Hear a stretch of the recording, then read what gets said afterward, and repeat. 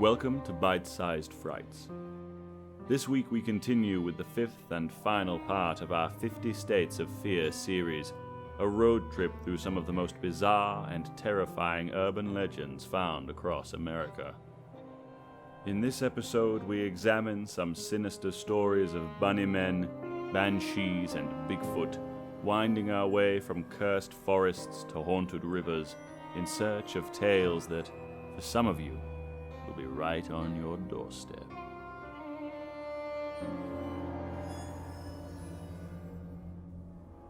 "50 States of Fear, Part 5, From South Dakota to Wyoming. This series contains disturbing content. Listener discretion is advised." Walking Sam, Pine Ridge Indian Reservation, South Dakota. The suicide rate amongst the people of the Native American Oglala Lakota tribe is shockingly high.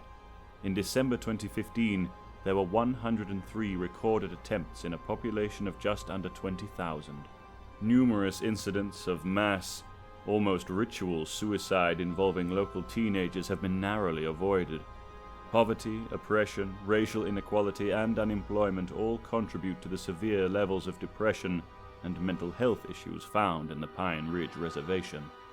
However, many local elders blame the suicides on Walking Sam. He is an ancient being, a stick man made of shadow, 7 feet tall and skeletally thin, wearing a stovepipe hat with the souls of his victims hanging from his bony arms like a cloak. Walking Sam is said to wander the dark forests of the reservation, seeking out the vulnerable, the lonely, the depressed. Once he has chosen a victim, they might hear his eerie whistling coming from the shadowy trees long before they ever catch a glimpse of him. After this, Walking Sam will stalk his prey for days, always just out of their sight. They will start to hear his sinister voice whispering in their heads, telling them that they are worthless, that they no longer deserve to be alive, eventually convincing them to take their own life. If they do, their soul will belong to Walking Sam forever. He prefers young or teenage victims, seeing them as more easily corrupted by his poisonous words. The Lakota elders take the stories of Walking Sam very seriously. They warn people not to leave their homes after dark, and have even contacted the government to request extra police patrols in the areas that the grisly ghoul has been most frequently seen. Whether you believe in Walking Sam or not, the suicide attempts at Pine Ridge Reservation are very real.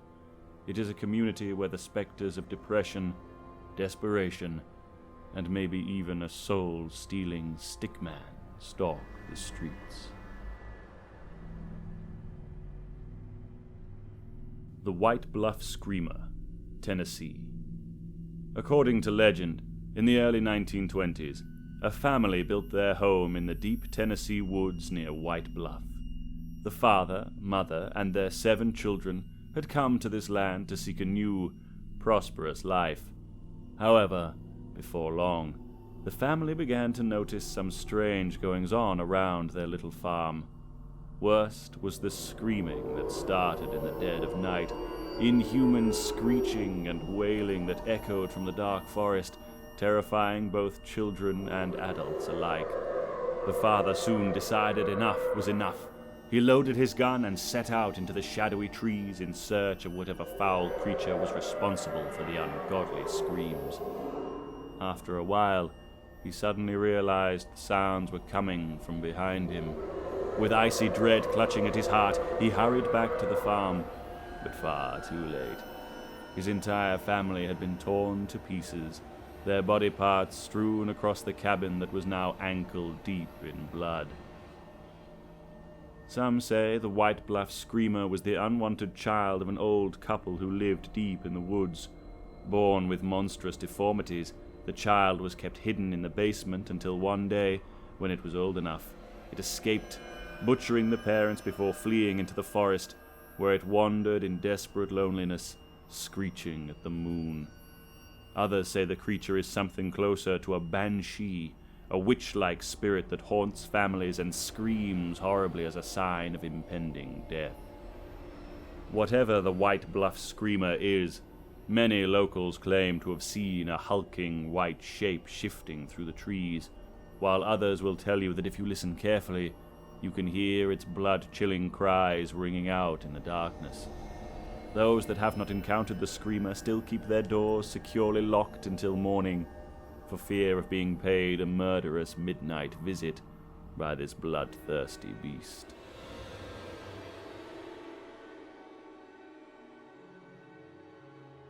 The Candy Lady, Terrell, Texas. The story goes that in 1895, a woman named Clara Crane was placed in the North Texas Insane Asylum after she was accused of murdering her husband, and possibly her young daughter, by feeding them candy laced with deadly poison.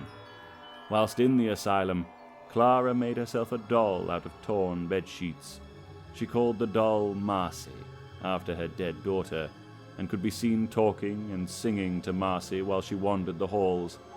Clara was released in 1899, and no one knows what happened to her after that. However, before long, stories of the Candy Lady began to swirl around the town of Terrell. Children started to go missing near Clara Crane's old house. Youngsters claimed to have found candy left on their windowsills, sometimes with a little note from the Candy Lady written on the wrappers. The rumors spread that the wicked poisoner Clara Crane was back, tempting children with her sweet treats so that she could steal them away and feast on their sugar-rich blood.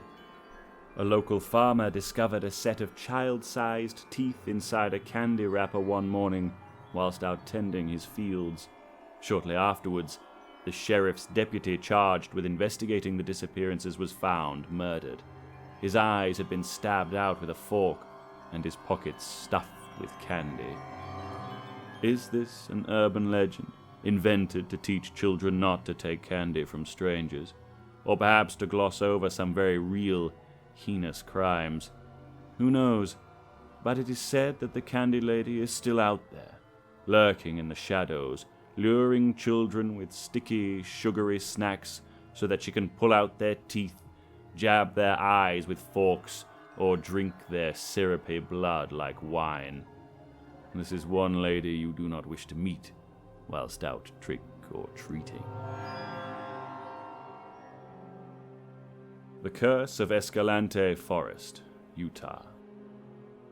The Escalante Forest State Park is home to an incredible natural phenomenon: petrified trees, great conifers torn down by floods over 200 million years ago and slowly fossilized to form beautiful, rock-hard sculptures that glisten in 1,000 different rainbow colors. Sounds idyllic, doesn't it? A prime tourist destination. After a visit, you might be tempted to take a little souvenir home with you, a chunk of this petrified wood to keep as your very own. You wouldn't be the first person to do this, but you might come to regret it. Legend has it that anyone who takes even a sliver of this ancient, prehistoric woodland away from its home will be cursed with terrible misfortune. While this may sound like superstitious nonsense, over the last 100 years, thousands of people have posted back the chunks and scraps of petrified wood they stole from Escalante. These returned rocks usually come with a sorrowful note, begging rangers to place the stones back where they came from, in a hope that this will relieve the unbelievably bad luck that has since followed the thieves around. The oldest of these letters dates back to 1935. Events blamed on the Escalante curse include divorce, arrest, car trouble, health problems, job loss, freak accidents, and even tragic, unexplained deaths. All across the park, there are vast piles of rocks brought back by conscience-torn individuals who claim their lives have been nothing but misery since they chose to take a piece of the petrified forest home. The park still receives stolen rocks in the mail to this day, so, a warning to any would-be thieves. It seems that these particular mantelpiece decorations, beautiful as they may be, are not worth a lifetime of misfortune. Haunted Stowe, Vermont. The small town of Stowe in northern Vermont seems to have more than its fair share of resident ghosts. The spirit of a young woman called Emily is said to haunt the covered walkway of the Gold Brook Bridge. The story goes that she hanged herself from the bridge's rafters, or drove a fast-moving carriage off the edge to smash herself to pieces on the rocks below, after being jilted by a lover she was about to marry. Cars passing over Emily's bridge are said to emerge with unexplained scratches, and those who walk over have reported feeling invisible hands grabbing at their clothes. The sounds of disembodied footsteps, screams, and the creaking of noosed rope can be heard at night, while unfaithful men who cross the bridge are said to witness full-bodied apparitions of Emily, leering at them from the darkness, with her neck broken and head drooping at a terrible, unnatural angle. In the center of Stowe is the Green Mountain Inn, birthplace of a local stable worker known as Boots Berry. Whilst generally a charming and popular man, Boots developed a drinking problem, was fired from his job, and spent some time in prison where he learned to dance and earned his odd nickname. In 1902, he plunged to his death from the roof of the Green Mountain Inn whilst trying to rescue a child who'd become stuck up there during a snowstorm. Visitors and employees alike have claimed to hear the sound of dancing feet coming from the rooftop on stormy nights, and it is said that sometimes the ghost of Boots can be seen falling from the roof and tumbling downwards with an awful shriek, but never actually hitting the floor. So, if you have a taste for the macabre, be sure to mark Stowe, northern Vermont, as your next vacation destination. The Bunnyman Bridge, Clifton, Virginia. There are two main stories about the origins of the being that is rumored to haunt the Colchester Overpass, better known locally as the Bunnyman Bridge, in Fairfax County, Virginia. Some say that during a bus transfer, two inmates from a nearby insane asylum escaped their shackles and fled into the woods. A huge manhunt turned up nothing but the half-eaten bodies of rabbits the prisoners had been feasting on. One of the inmates was found dead shortly afterwards, hanging from the overpass. The other, who became known as the Bunnyman, was never recaptured and supposedly still lurks around the area to this day, waiting to mutilate and murder innocent passers-by. Others say the story begins with a local teenager who lost his mind one day, put on a Halloween bunny costume, and hacked his family to pieces with an axe. He then wandered out into the woods and hanged himself from the overpass. His ghost is said to haunt the bridge, chasing down visitors and disemboweling them with his axe. Local legend claims that as many as 32 people have died or mysteriously vanished at the Bunnyman Bridge. Disturbingly, this urban legend is based on some horrifying true events. In October 1970, a young couple were attacked by a man armed with a hatchet and wearing a bunny costume whilst sitting in their vehicle near the Colchester Overpass. A week later, a construction security guard reported that a man in the guise of a huge white rabbit had approached him from out of the darkness, waving a long-handled axe, and told him, "You're trespassing. Come any closer, and I'll chop off your head." Over the next few months, more than 50 people in Fairfax County contacted the police to report their own encounters with the Bunny Man. These sightings have continued sporadically for the last 50 years. Unlike his supposed victims, the Bunny Man seemingly refuses to die. Bigfoot, Washington. What list of American urban legends would be complete without a mention of the most famous cryptid in the world, Bigfoot? Whilst sightings of these monstrous, hairy, ape-like creatures are reported across the country, Washington state holds the dubious honor of being the unofficial home of Bigfoot. with almost 10 recorded sightings for every 100,000 residents. There are reports dating back to the 1800s from European settlers who claim to have encountered 8-foot-tall, powerfully built, hairy humanoids in the dense forests of the Pacific Northwest, while the local Native American tribes have their own stories and legends of Bigfoot, or the Sasquatch, which date back beyond recorded history.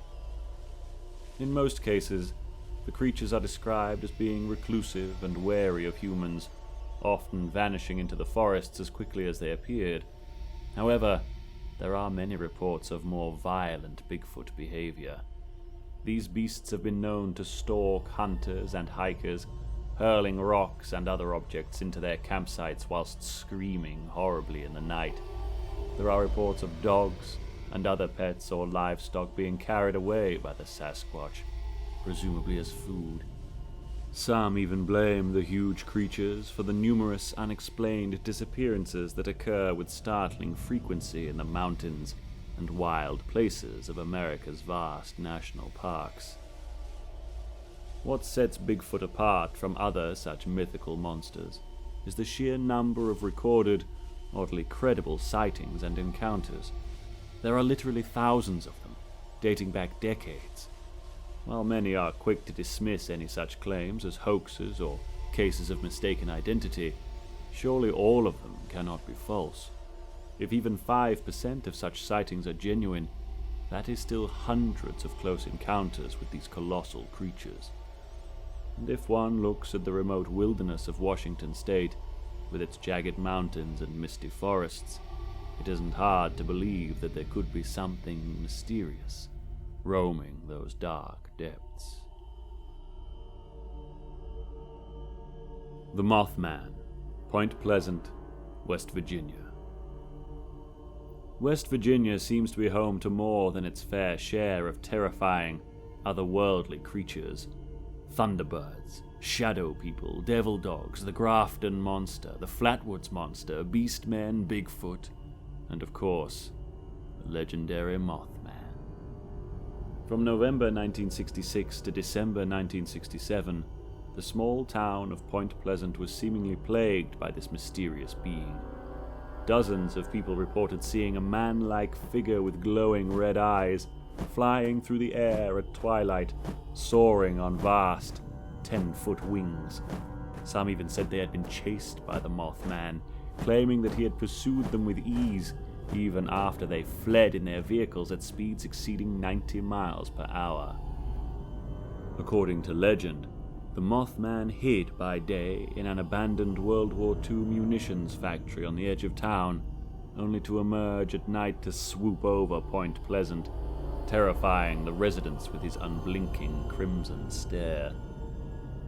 Some locals believe that the Mothman was somehow linked to various other odd and unexplained events that occurred in the region at about the same time. There were numerous reported UFO sightings, along with some residents claiming to have been visited, either in person or in their dreams, by ominous, inhuman extraterrestrial beings and the notorious Men in Black. The Mothman hysteria reached boiling point on December the 15th, 1967, after 46 people were killed when the Silver Bridge collapsed into the icy Ohio River. In the aftermath of this terrible tragedy, several eyewitnesses supposedly came forward to report that they had seen the Mothman perched silently on the bridge tower moments before it collapsed. He was said to have been seen again in 1999, this time in Moscow, Russia, shortly before a series of terrorist bombings reduced 4 apartment blocks to rubble, killing 300 people and injuring more than 1,000. It is said the Mothman is still out there somewhere, and that any sightings of him are a sure sign of impending, deadly disaster.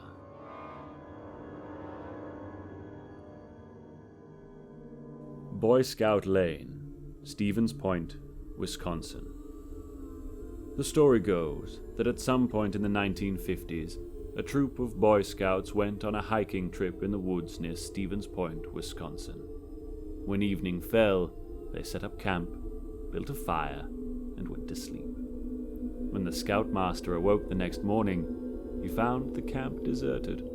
All the boys were gone, vanished without a trace, leaving all their gear behind. A huge search party combed the area for weeks, but found nothing. The harsh northern winter set in. The search was abandoned, and the boys were written off as dead. Other versions of the story say that the scouts were horribly murdered by their scoutmaster or by their bus driver, and their bodies buried in the forest. Others say that they were all killed in a fire when one careless boy dropped his lantern in the woods. Regardless of the origin story, the outcome is the same. The area along what became known as Boy Scout Lane is haunted by the ghosts of all those little lost explorers. Visitors to the area have reported feeling a strong sense of dread, or that they are being watched from the shadows whilst walking in the woods. Others have heard the sound of small, shuffling footsteps and breaking twigs coming from multiple directions, and seen the ghostly beams of lanterns or flashlights bobbing between the trees as the scouts continue their eternal hike. Small, shadowy figures have been sighted, along with a phantom bus.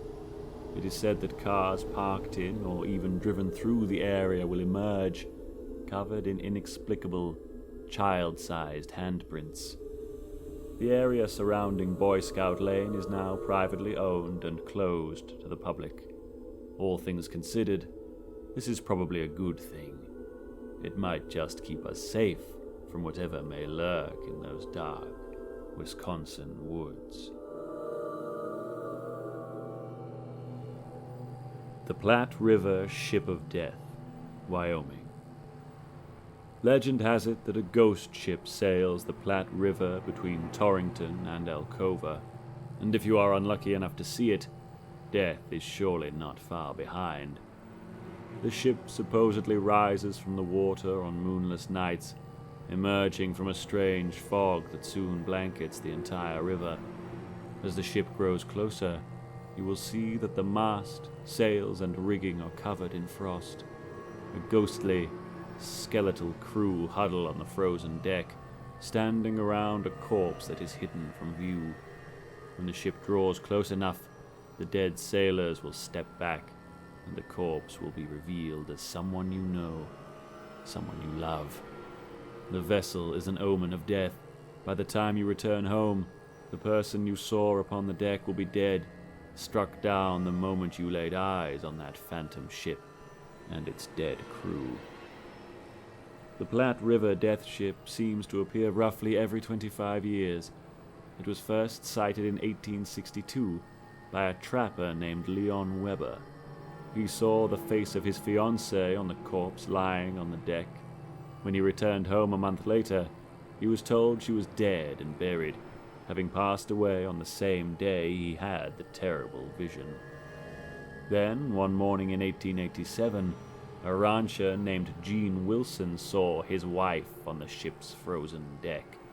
She died in a house fire that afternoon. Victor Heiber saw the ship emerge from the fog in 1902 and spied the face of an old, estranged friend amongst the ghostly crew. He found out later that his friend had been tried, found guilty, and hanged for murder that very day on the other side of the country. Sightings of the Platte River Death Ship have been reported sporadically for decades, roughly every quarter century. It would seem we will be due a sighting within the next 2 years, so if you are out walking along the banks of the Platte River and you see the fog begin to thicken, better hurry home. The life of a friend or family member may depend on it. And so, we have reached the end of our little road trip through the 50 states of fear. We would love to hear your own thoughts and ideas about these unsettling urban legends. If you have enjoyed this episode, please follow us on Twitter and Instagram at Pixel Elixir, and on Instagram at Bite-Sized Frights. You can also subscribe at bitesizedfrights.com so that you never miss any of our terrifying tales. This has been a Pixel Elixir production, narrated by Chris K. Thank you for listening. Until the next bite, my friends.